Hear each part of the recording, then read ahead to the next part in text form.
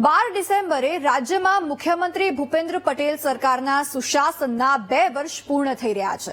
આ સાથે પીએમ મોદીના વિઝનને વિકસિત ગુજરાતથી સાકાર કરવા માટેની યાત્રા 3જા વર્ષમાં પ્રવેશી રહી છે। જન સમર્થન અને જન વિશ્વાસ સાથે તારીખ 12મી ડિસેમ્બર 2022ના રોજ મુખ્યમંત્રી ભૂપેન્દ્ર પટેલના નેતૃત્વની સરકારે શાસન સંભાળ્યું હતું।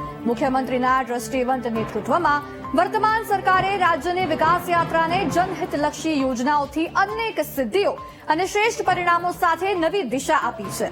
મુખ્યમંત્રીના સુશાસનના 2 વર્ષ પૂર્ણ થવાની સાથે ગુરુવારે જ્ઞાન એટલે કે ગરીબ, યુવા, અન્નદાતા અને મહિલા શક્તિના ઉત્થાન માટે વિશેષ કાર્યક્રમ યોજાશે। મુખ્યમંત્રીના હસ્તે અમદાવાદમાં શ્રમિક સુવિધા કેન્દ્ર લોકાર્પણ થકી ગરીબ ઉત્કર્ષનો સંદેશ આપવામાં આવશે।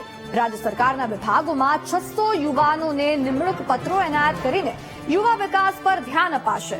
સાથે ખેડૂતો અને અન્નદાતાઓના એફપીઓ સાથે સંવાદ કરીને અન્નદાતાના વિકાસની જરૂરિયાતો પૂર્ણ થશે।